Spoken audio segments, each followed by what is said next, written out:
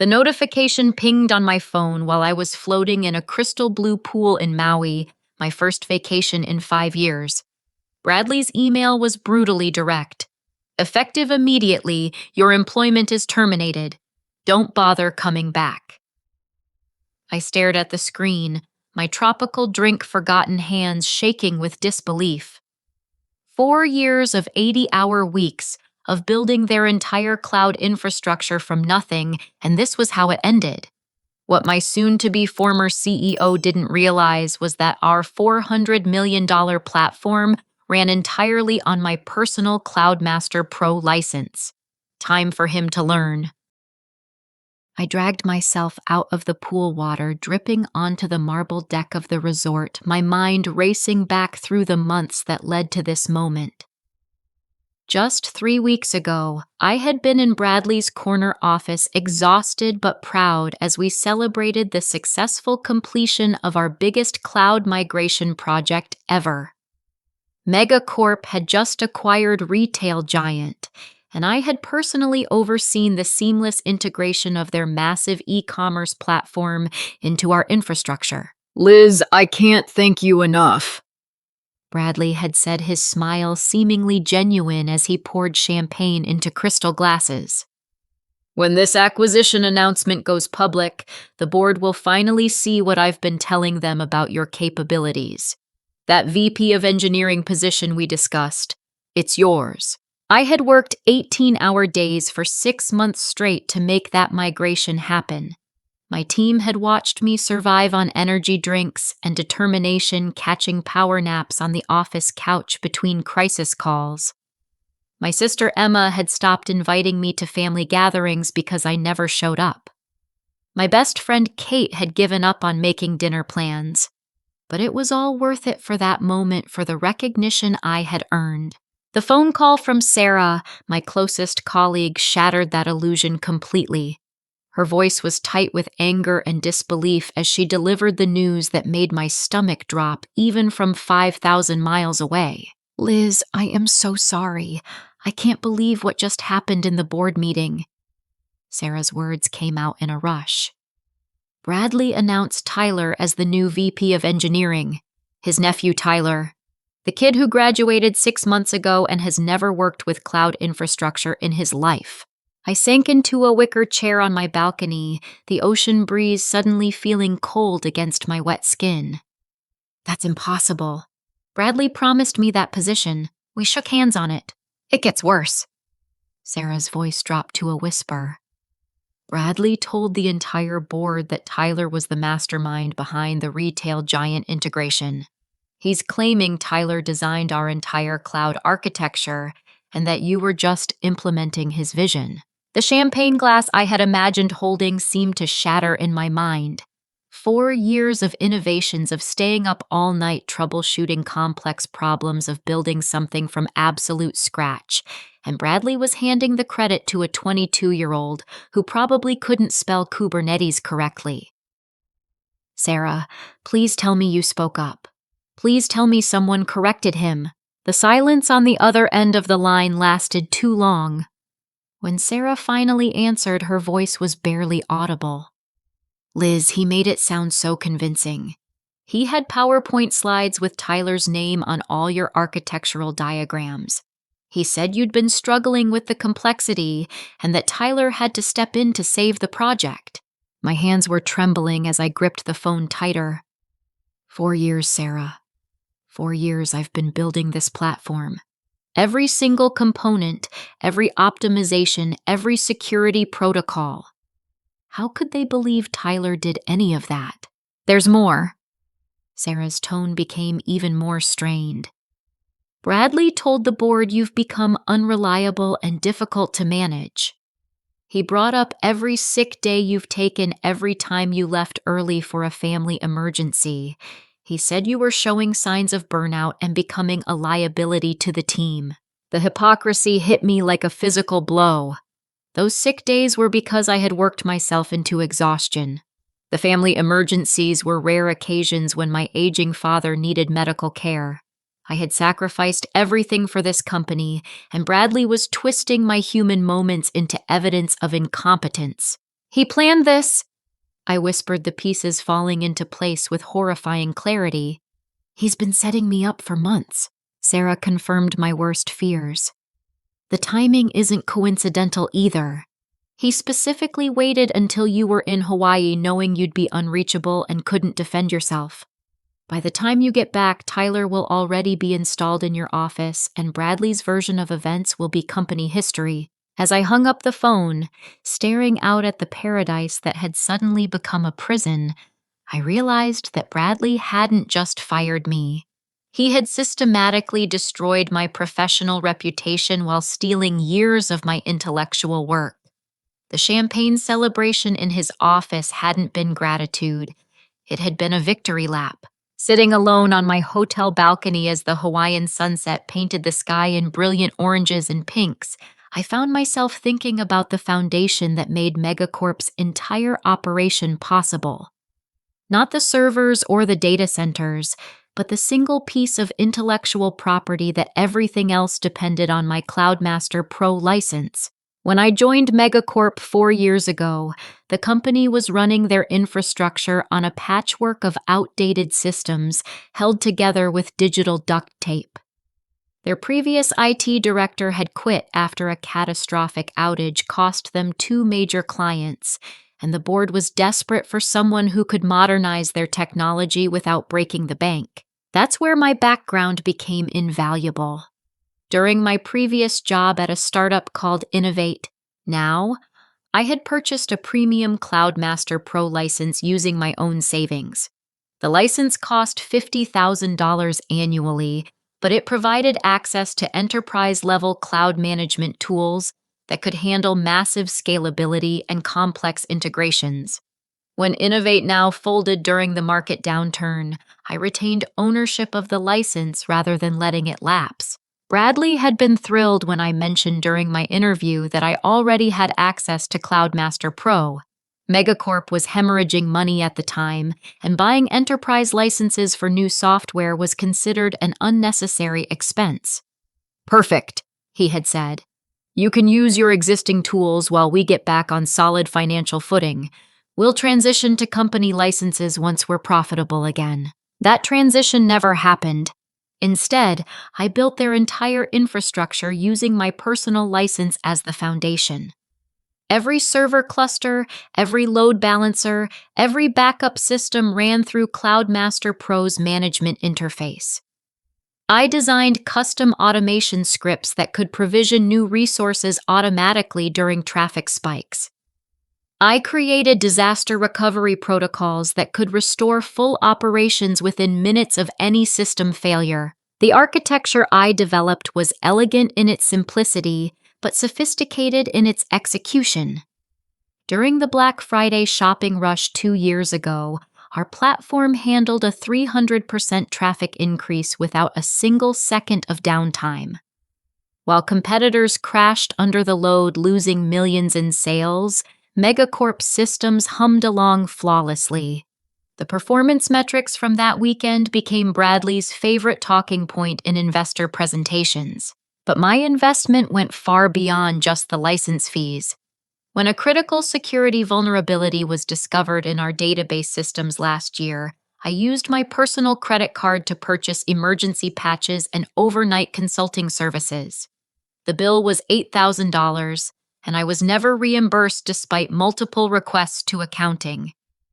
Bradley claimed the expense wasn't properly pre-approved, even though waiting for approval would have left our client data exposed. I had also spent countless hours and thousands of my own dollars on professional development.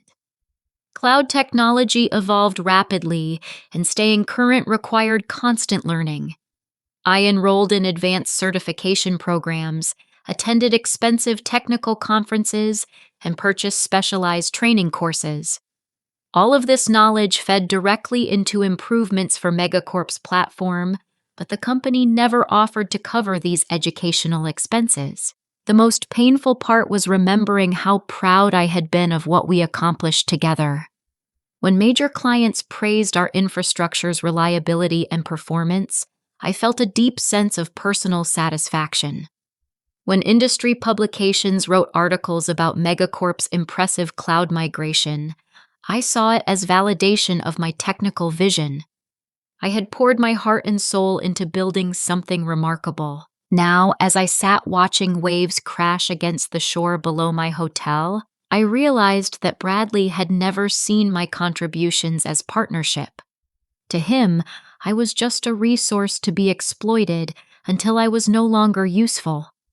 The personal license that had saved his company hundreds of thousands in infrastructure costs was something he felt entitled to access indefinitely. But here's what Bradley never bothered to understand about Cloudmaster Pro. The license agreement was crystal clear about ownership and control. Since I had purchased it with my personal funds before joining Megacorp, and since the company had never reimbursed me or formally assumed ownership, the license remained mine. Every system running on the platform was ultimately dependent on my continued authorization. As I opened my laptop and logged into my Cloudmaster account, I could see the full scope of what my license controlled. 17 server clusters across 4 data centers, 230 virtual machines running critical business applications, database systems containing 10 years of customer data, the entire email infrastructure that connected 800 employees, every backup system that protected the company from data loss. Bradley had built his empire on my foundation, never realizing that I still held the keys to the castle. The next morning, I started making phone calls to assess the full extent of the damage Bradley had done to my reputation. Each conversation revealed another layer of betrayal from people I had trusted and mentored over the years. My first call was to James Patterson, the senior developer who had been my closest collaborator for 3 years. We had worked side by side through countless late-night emergencies, and I had personally recommended him for 2 promotions. If anyone would have my back, it would be James. Liz, I'm really sorry about what happened, James said, but his tone was guarded and uncomfortable. Look, I want to help, but I need to be careful about my position here. James, you know I built these systems from scratch. You were there for most of it. Please tell me you spoke up when Bradley made those claims about Tyler. The pause stretched too long before James answered. The thing is, Bradley offered me the senior architect role if I stayed focused on the transition. With my wife pregnant and the mortgage payments, I can't afford to rock the boat right now. I'm sorry, Liz, but I have to think about my family. The disappointment hit me harder than I expected. James knew better than anyone how the infrastructure really worked because he had helped implement many of my designs. But when it came to choosing between integrity and job security, he chose the safer path. My conversation with Amanda Clark, one of my direct reports, was even more disturbing. Amanda had joined the company straight out of college, and I had spent months training her on cloud architecture principles. She was brilliant and eager to learn, and I had been preparing to promote her to a team lead position. Amanda, I need to know what Tyler has been asking about since the announcement, I said. Liz, I probably shouldn't be talking to you about this. Her voice was nervous and hesitant.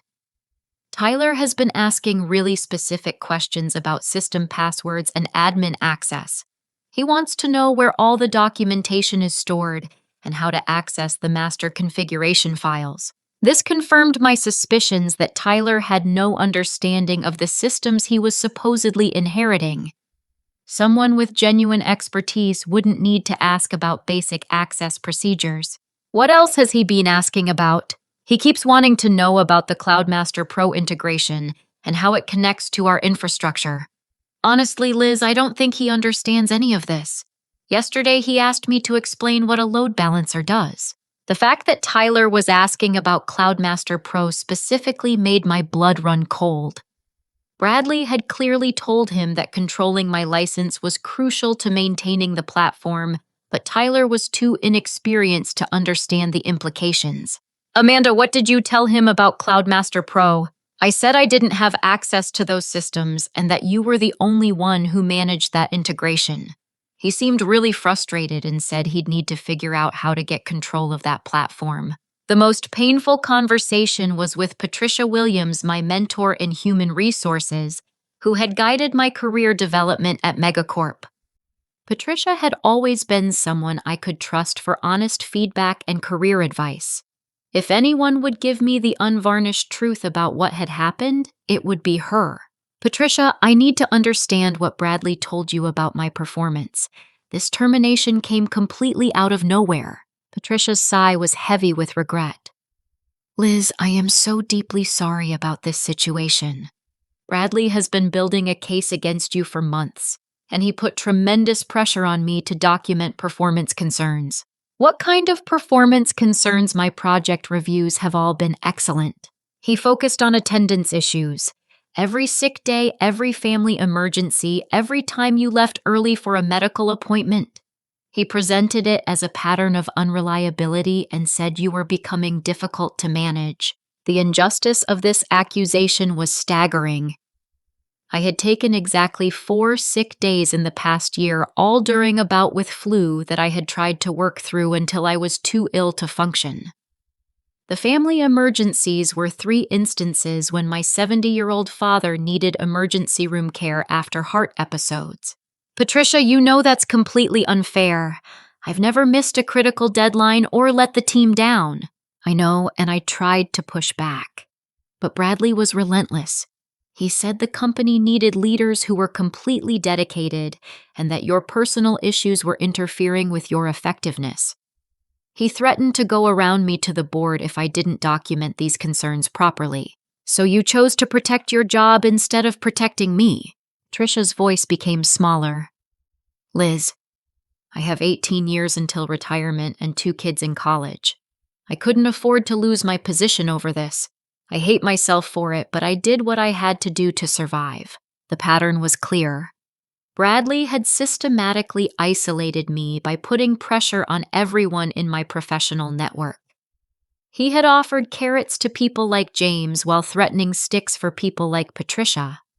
By the time he was ready to strike, I had no allies left in the company, but the most shocking revelation came from my final call to Robert Chen, a member of the board of directors, who had always been supportive of my technical contributions. Robert had attended several of my presentations about infrastructure improvements and had publicly praised my work. Robert, I'm hoping you can help me understand what happened in yesterday's board meeting. The version of events I'm hearing doesn't match reality. Liz, I have to be honest with you. Bradley's presentation was very compelling. He had detailed documentation showing Tyler's contributions to the retail giant integration, and he explained how you had been struggling to keep up with the technical complexity. My heart sank as I realized that even board members who had witnessed my competence firsthand had been convinced by Bradley's fabricated narrative. Robert, you've seen my work directly. You know I designed and implemented these systems myself. Bradley anticipated that you might contest his version of events. He said you had become possessive of the infrastructure and were likely to claim credit for Tyler's innovations. He warned us that you might try to undermine Tyler's credibility because you were resentful about not getting the promotion. The sophistication of Bradley's manipulation was breathtaking. He had not only rewritten history, but had also preemptively discredited any attempts I might make to tell the truth. By the time I learned what had happened, every potential ally had already been turned against me. As I ended the call with Robert, I realized that Bradley had orchestrated this betrayal with military precision. He had identified everyone who might support me and had systematically neutralized each of them through a combination of bribery, threats, and misinformation. But Bradley had made one critical error in his planning. He had become so focused on controlling the human elements of his coup that he had forgotten about the technical foundation that made it all possible. While he was busy manipulating people, he had completely overlooked the fact that his entire empire depended on my continued cooperation. Unable to sleep after the devastating phone calls, I spent the early morning hours of my Hawaiian vacation researching my legal options. What I discovered changed everything.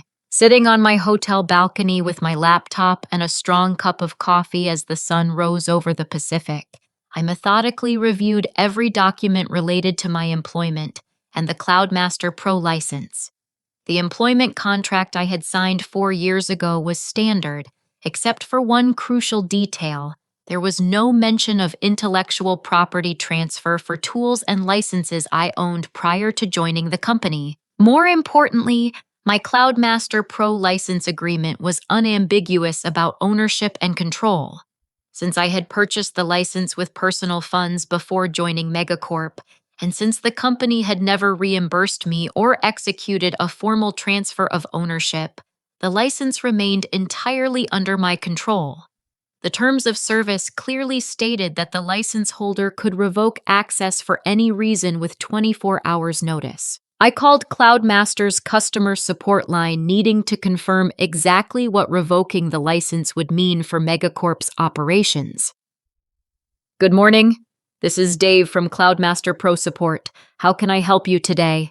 Hi, Dave. I have a question about license revocation procedures. I'm the owner of a premium enterprise license, and I need to understand the process for revoking access. Certainly. Can I get your license number and verify your identity? After confirming my credentials, Dave pulled up my account details. Okay. I see you've had this license for 5 years now. What specifically did you want to know about revocation?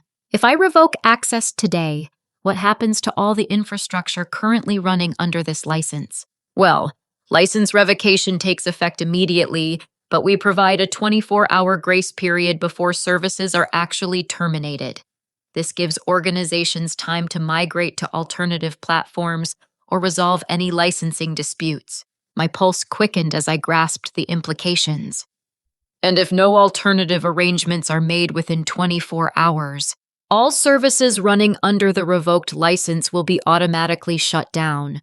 Virtual machines, databases, networking configurations, backup systems, everything managed through our platform will go offline until a valid license is restored. Is there any way for someone else to maintain access without the original license holder's authorization? Dave was very clear on this point. Absolutely not. Our security protocols require active license validation every 24 hours. If the license holder revokes access, there's no technical workaround. The organization would need to completely rebuild their infrastructure using different tools. As I thanked Dave and ended the call, I felt a strange sense of power beginning to replace the devastation from yesterday. Bradley thought he had destroyed me, but he had actually handed me the ultimate leverage. I opened a new browser window and began researching Megacorp's client contracts information that was publicly available through their investor relations website. What I found made my heart race with possibilities. Retail giant. Their biggest client had a service-level agreement that specified $10 million in penalty fees for any downtime exceeding 4 hours during peak shopping periods. Their contract specifically mentioned that Megacorp guaranteed 99.9% uptime for all e-commerce platforms. Dataflow Industries had an even stricter contract with penalty clauses, escalating to $25 million if their financial transaction systems were offline for more than 2 hours during business days. Their entire payment processing infrastructure ran on the Cloudmaster Pro platform I had designed. Manufacturing giant Steelcore had agreed to a contract requiring continuous monitoring of their supply chain management systems.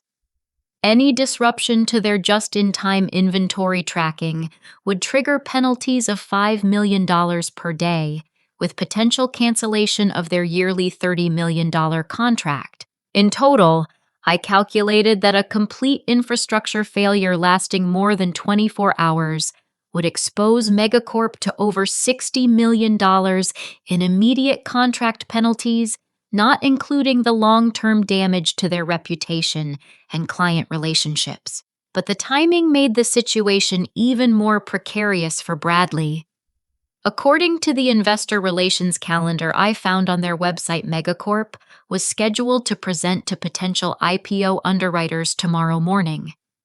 This presentation was crucial for their plans to go public, and the cloud infrastructure was positioned as their primary competitive advantage. I also discovered something that made me even more angry about Bradley's betrayal. Buried in the recent SEC filings was a disclosure about a potential acquisition offer from Tech Titan Corporation. The document suggested that Tech Titan was primarily interested in Megacorp's cloud platform and technical capabilities, valuing the company at over $500 million specifically because of the infrastructure I had built. Bradley wasn't just stealing credit for my work to secure a promotion or IPO. He was planning to sell the entire company based on my innovations, pocketing hundreds of millions of dollars that should have been shared with the people who actually created the value. The more I learned about Bradley's plans, the more justified I felt about the decision that was crystallizing in my mind. He had systematically destroyed my reputation, stolen my intellectual property, and was preparing to profit enormously from my years of hard work. He had betrayed not just me, but the principle that people should be rewarded for their actual contributions. As I stared out at the ocean watching surfers navigate the morning waves, I made a decision that would change everything. Bradley wanted to play games with people's careers and livelihoods. Fine. But he had forgotten that in the technology business, the person who controls the infrastructure ultimately holds all the power. I opened my Cloudmaster Pro account and navigated to the license management section. My finger hovered over the Revoke Access button as I considered the implications of what I was about to do. Tomorrow morning, Bradley would be standing in front of potential investors and acquisition partners, trying to convince them that Tyler was a technical genius who had built a world-class cloud platform. He would be expecting to close deals worth hundreds of millions of dollars based on infrastructure he neither understood nor controlled. Instead, he was about to learn a very expensive lesson about the importance of treating people with respect and giving credit where credit is due. I clicked the button. The confirmation email from Cloudmaster Pro arrived within minutes. License revocation initiated. Service termination will commence in 24 hours unless canceled by license holder. I stared at the message knowing that I had just triggered a sequence of events that would expose Bradley's lies and theft in the most dramatic way possible. But before the chaos began, I wanted to give Bradley one final opportunity to make things right. Despite everything he had done to me, I still believed that people deserved a chance to correct their mistakes before facing consequences. I picked up my phone and dialed his direct number. Bradley Morrison's office, came his secretary's voice. Hi, Janet, this is Liz. I need to speak with Bradley immediately. It's urgent. Oh, Liz, I'm so sorry about yesterday. Mr. Morrison is in back-to-back meetings preparing for tomorrow's investor presentation, but let me see if I can interrupt him. After several minutes on hold, Bradley's voice came through the line dripping with irritation and false confidence. Liz, I'm surprised to hear from you. I thought my email yesterday was pretty clear about your situation. There's really nothing more to discuss. Bradley, I'm calling to offer you a chance to resolve this professionally.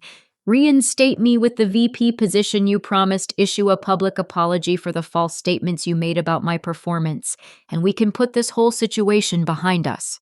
His laughter was cruel and dismissive. Are you completely delusional? You're lucky I don't sue you for trying to extort the company. The board knows exactly who you are now, and your reputation in this industry is finished. Bradley, you don't understand the position you've put yourself in. Let me explain what's about to happen to your company. Is that a threat? Because I should warn you, Liz, that any attempt to sabotage Megacorp will result in criminal charges. I have lawyers who would love to make an example out of a disgruntled former employee. His arrogance was breathtaking, but it also revealed something crucial about his character.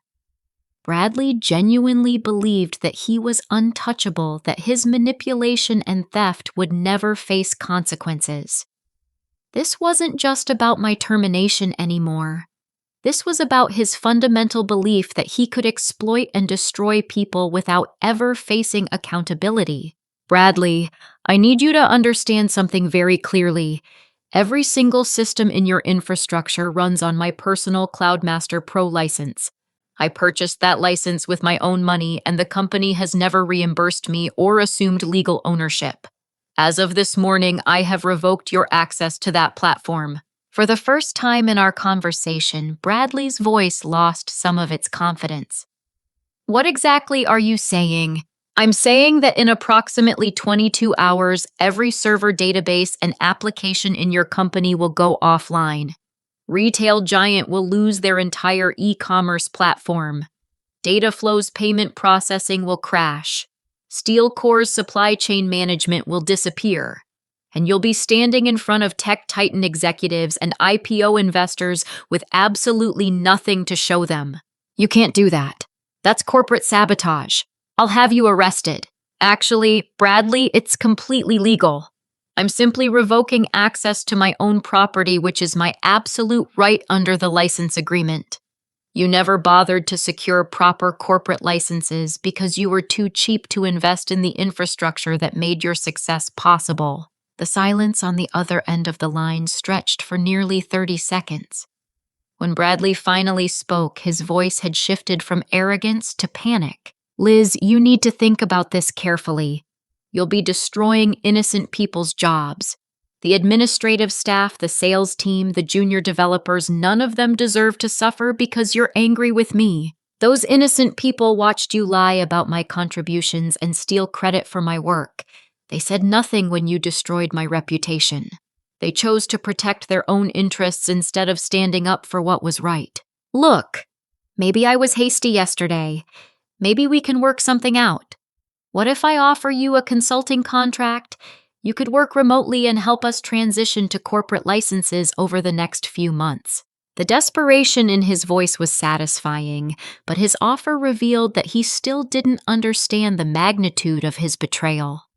He thought this was a negotiation where he could buy his way out of consequences while continuing to profit from my work. Bradley, let me tell you what you're really offering. You want me to save your company from the disaster you created, allow you to keep the hundreds of millions you plan to make from selling my innovations, and accept a temporary consulting role instead of the permanent executive position I earned. Does that sound reasonable to you? Damn it, Liz, what do you want from me? Money I can authorize a significant bonus payment. What I want is justice. I want the truth about who actually built this infrastructure. I want recognition for my contributions. I want the people who betrayed me to understand that actions have consequences. You're making a huge mistake.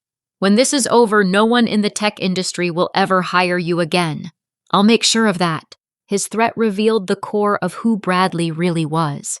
Even facing the destruction of his company, his instinct was to try to intimidate and punish me rather than take responsibility for his actions.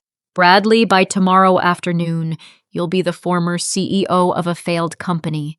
Tech Titan will withdraw their acquisition offer when they realize you don't actually control the technology you've been promising them. The IPO underwriters will run away from a company that can't keep their basic systems operational.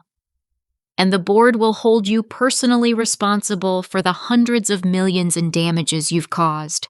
This is insane, Liz. You're destroying your own career along with everyone else's. Actually, I'm demonstrating my value in a way that no one will ever be able to deny again. When companies see what happens to organizations that exploit and discard their most critical technical talent, they'll think twice before treating people the way you treated me.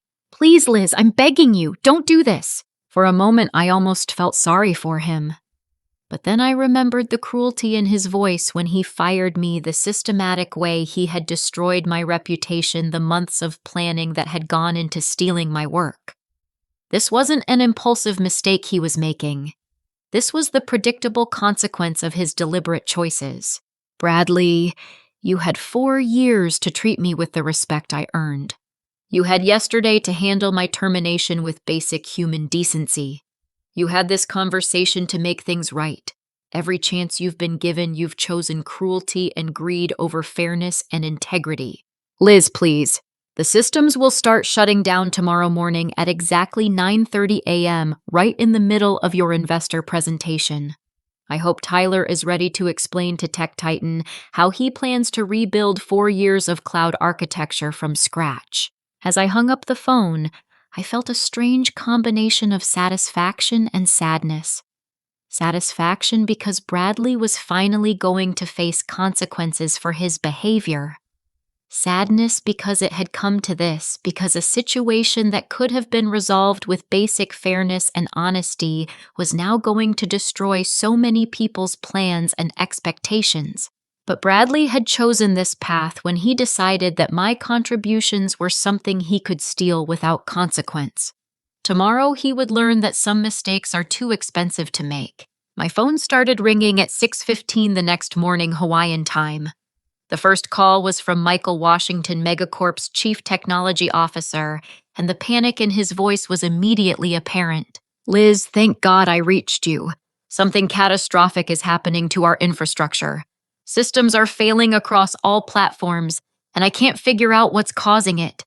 We need your help immediately. I had been awake for hours sitting on my balcony with coffee and watching the sunrise while waiting for this moment. The Cloudmaster Pro platform had begun its automated shutdown sequence exactly as scheduled. Good morning, Michael. What seems to be the problem? Everything is going offline. Retail Giant's shopping platform crashed 30 minutes ago. Dataflow's payment processing is throwing critical errors. Even our internal email system is failing. The monitoring dashboards are showing system failures across every data center. That sounds serious. Have you tried contacting Cloudmaster Pro support to check on the license status? The pause on Michael's end told me that he was starting to understand what was happening. As CTO, he knew about the Cloudmaster Pro integration, but he had always assumed it was a corporate license managed by the IT department. Liz, please tell me you didn't revoke the Cloudmaster license. Actually, Michael, that's exactly what I did. Yesterday morning, I revoked access to my personal Cloudmaster Pro license that has been powering your entire infrastructure for 4 years. Your personal license? But that's impossible. Corporate systems can't run on individual licenses. They can when the company is too cheap to purchase proper enterprise licenses and decides to exploit an employee's personal resources instead. Every server cluster, every database, every backup system has been running on software I purchased with my own money. Michael's voice became increasingly desperate as the implications sank in. Liz, you can't do this. We have contract obligations to our clients. Retail Giant alone will hit us with millions in penalty fees if their platform stays down. Michael, those penalty fees are Bradley's problem now. He's the one who decided to fire me via email while I was on vacation. He's the one who chose to steal credit for my work and hand my job to his unqualified nephew. Actions have consequences. My phone started buzzing with incoming calls even as I talked to Michael. I could see calls from Jennifer Walsh in finance, Robert Chen from the board, and several numbers I didn't recognize, probably emergency escalation calls from panicking client companies. Liz, please be reasonable. Think about all the innocent employees who will suffer if this company fails. Think about our clients who depend on these systems for their own business operations. Michael, I thought about those people for 4 years while I worked 80-hour weeks building the infrastructure that made their success possible. Where were they yesterday when Bradley was destroying my reputation and stealing my intellectual property? Were any of them willing to speak up for what was right? This isn't the way to handle this situation. There has to be a better solution. The time for better solutions was before Bradley decided to betray me. Now he gets to experience what it feels like when someone more powerful than him makes unilateral decisions about his future. I ended the call with Michael and immediately saw 3 voicemail notifications. The first was from Jennifer Walsh offering an emergency bonus payment if I would restore access immediately. Her voice was shaking with stress as she explained that the contract penalties alone would bankrupt the company within 48 hours. The second voicemail was from Robert Chen, who had apparently been briefed on the situation by Michael. Robert's message was a mixture of threats and pleas, warning me about legal consequences while begging me to consider the damage I was causing to innocent people. The third voicemail was the most satisfying. It was from Tyler Morrison Bradley's nephew, and he was crying. "Liz, please, I need your help. Uncle Bradley is screaming at everyone demanding that we fix the systems before the 9:30 investor presentation. I have no idea how any of this works. I never claimed to build these systems. Uncle Bradley made up all that stuff about me being the architect. Please call me back. I'll tell everyone the truth about who really designed the platform." The desperation in Tyler's voice actually made me feel a bit sorry for him. He was guilty of accepting credit he didn't earn, but he was also a young person who had been manipulated by his uncle into a situation he didn't understand. Still, his offer to tell the truth was several months too late to prevent the current crisis. My phone rang again, this time showing Bradley's number. I let it go to voicemail, then listened to his message. The arrogant CEO from yesterday had been replaced by a panicked man facing the complete destruction of everything he had built his identity around. "Liz, I'm sorry. I'm genuinely sorry for how I handled your termination. You're right that you deserved better treatment, and you're right that you built this infrastructure. Please call me back so we can work out a solution. The board is meeting an emergency session, and they're ready to authorize whatever compensation you think is fair." I deleted the voicemail without responding. Bradley had shown me who he really was during our conversation yesterday. His apology now wasn't motivated by genuine remorse, but by desperation to avoid consequences. If I restored the systems, he would simply return to his original plan once the immediate crisis passed. Around 8 a.m., my phone started ringing every few minutes with calls from reporters. Word of Megacorp's infrastructure failure had leaked to the technology press, and the story was spreading rapidly through industry channels. The headlines I could see online were brutal. Megacorp systems collapse hours before major IPO presentation, and cloud platform failure exposes fundamental infrastructure vulnerabilities. The most damaging story came from TechCrunch, which had apparently been contacted by someone inside the company with detailed information about the Cloudmaster Pro license situation. The article explained how Megacorp had built their entire operation on a single employee's personal license, describing it as a catastrophic failure of basic corporate governance. By 8:30, I received a call from Linda Harrison, the chairwoman of Megacorp's board of directors.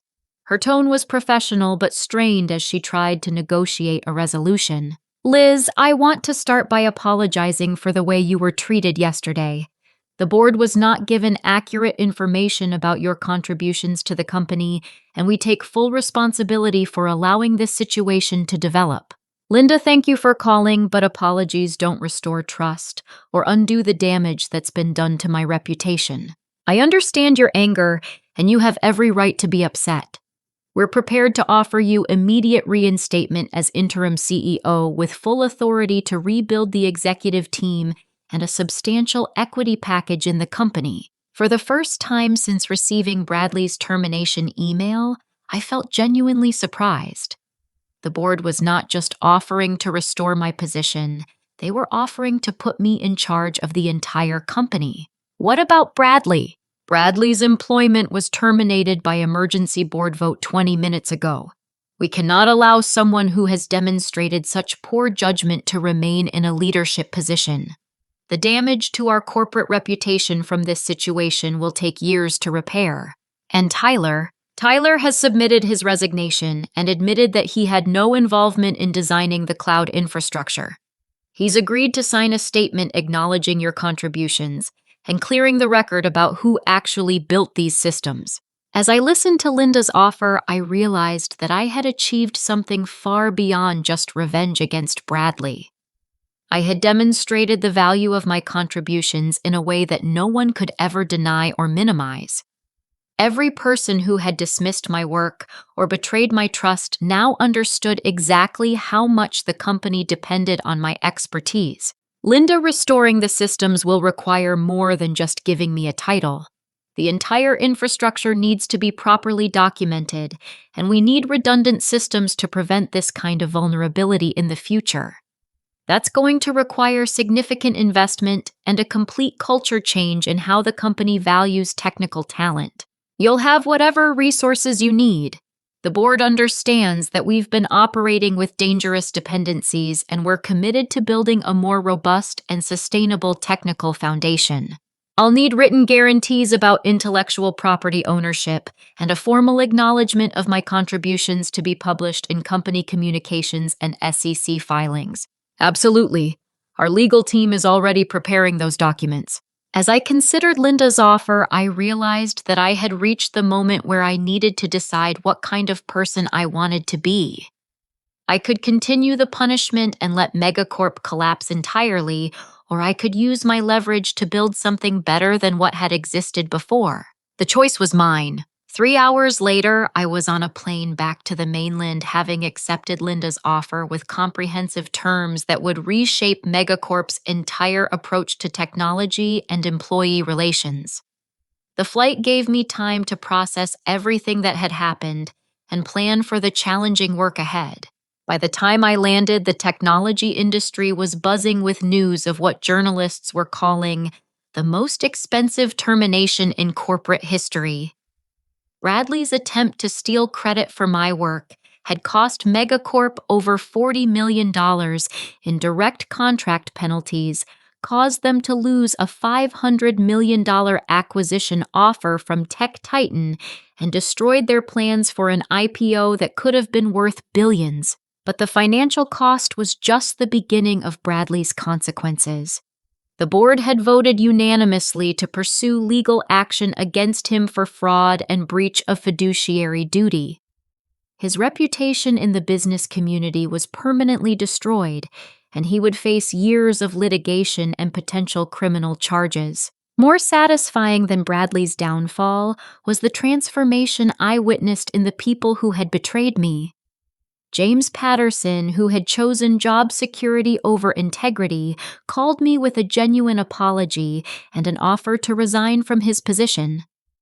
Instead of accepting his resignation, I offered him a chance to rebuild his credibility by leading the documentation effort for our cloud architecture. James, everyone makes mistakes when they're scared for their livelihood. I told him during our first meeting after my return. What matters now is whether you're willing to do the right thing going forward. Amanda Clark. My former direct report became one of my strongest allies in rebuilding the technical team. She had learned valuable lessons about the importance of speaking up when witnessing injustice, and she used those insights to create new policies protecting employees from retaliation. Tyler Morrison surprised everyone by enrolling in a genuine computer science program and asking to work as an unpaid intern while he learned the skills he should have had before accepting the VP position. His humility and commitment to earning his role legitimately earned him respect from the team and a real chance at a technical career. Patricia Williams in HR worked with me to establish new policies, ensuring that technical contributions were properly documented and attributed. We created systems preventing any single person from gaining enough power to systematically undermine other employees' reputations. The most meaningful conversation came with Sarah, my colleague, who had delivered the devastating news about Bradley's betrayal. She had been racked with guilt about not intervening more forcefully when she witnessed the lies being told about my work. Liz, I should have quit in protest when I saw what Bradley was doing to you. I failed you as a friend and as a professional. Sarah, you were in an impossible position, and you chose to give me the information I needed to defend myself. That took courage, and it made all the difference in how this situation resolved. Over the following months, we rebuilt Megacorp's infrastructure with proper enterprise licenses, comprehensive documentation, and redundant systems that eliminated single points of failure. But more importantly, we established a culture that valued technical expertise and treated employees with the respect they deserved. The company's recovery exceeded everyone's expectations. Once potential clients and investors understood that the infrastructure problems had been resolved and that the company was now led by the person who had actually built the technology, confidence returned quickly. We completed a successful IPO 8 months later with full transparency about my contributions and role in the company's technical success. But the most profound change was in how I understood my own value and power. For years, I had focused purely on technical excellence, while assuming that good work would automatically be recognized and rewarded. Bradley's betrayal taught me that competence without self-advocacy was a recipe for exploitation. I learned to document my contributions comprehensively to ensure that my intellectual property was properly protected and to build professional relationships that couldn't be easily undermined by jealous or threatened managers. Most importantly, I learned that sometimes the most dangerous thing you can do to bad actors is to demonstrate exactly how much they depend on your continued cooperation. The experience also taught me about the responsibility that comes with technical expertise. In our modern economy, critical systems often depend on individual knowledge and skills in ways that aren't immediately visible to business leaders. Technical professionals have more power than they typically realize, but that power comes with an obligation to use it wisely. As I reflected on everything that had happened, I realized that Bradley's betrayal had ultimately done me an enormous favor. It forced me to understand my true worth and to demand the respect and compensation that my contributions deserved. Without his cruelty, I might have continued accepting exploitation indefinitely.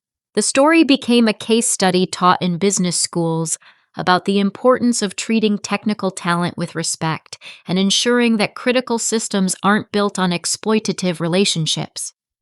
Bradley's name became synonymous with managerial incompetence and short-sightedness. Today, as I write this from my corner office overlooking the San Francisco Bay, I often think about the lesson this experience taught me. Sometimes the worst betrayals reveal hidden strengths and opportunities that would never have emerged otherwise. Standing up for yourself, even when it seems risky, can transform devastating setbacks into life-changing victories. The most important insight was realizing that technical expertise is only valuable when it's combined with the wisdom to protect and advocate for yourself. Building great systems means nothing if you allow others to steal credit for your work. Creating value for organizations is meaningless if you don't ensure you receive appropriate recognition and compensation. But perhaps the deepest lesson was about the nature of justice itself. Justice isn't something that happens automatically when you do good work and follow the rules. Justice is something you have to create through your choices and actions, especially when powerful people try to exploit your contributions without consequence. Bradley thought he could destroy me with impunity because he controlled the corporate hierarchy and had more political power. What he didn't understand was that in the technology world, the person who builds the foundation ultimately controls the castle. When you treat that person with cruelty and disrespect, you discover that your power was always an illusion. The email that started this whole saga now hangs framed in my office, not as a reminder of betrayal, but as a symbol of the moment I learned to value myself appropriately. "Don't bother coming back," Bradley had written. He was right, but not in the way he intended. I never went back to being the person who accepted exploitation as the price of doing good work. Instead, I built something better for myself and for everyone who works with me. I learned that the best response to betrayal isn't always forgiveness or revenge. Sometimes the best response is demonstrating so clearly what the betrayer lost that they spend the rest of their career regretting their decision. Bradley certainly does. Have you ever had a moment where someone's betrayal actually revealed a hidden opportunity that changed your life for the better? How do you protect yourself from people who want to take credit for your hard work? Share your experiences in the comments below, and don't forget to like this video if it resonated with your own workplace challenges.